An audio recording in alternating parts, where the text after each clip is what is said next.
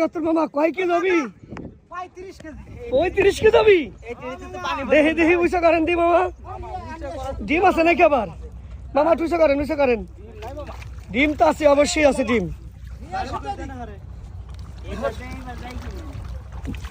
দাদা দিন না এটা দিদি তোমার দুয়ারতে বলতো দুয়ারি ভেঙে যাবি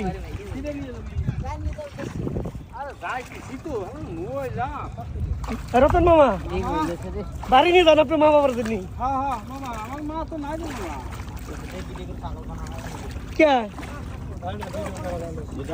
ভিডিও করবে তোরা মারি আনছিস আমরা ভিডিও করতেছি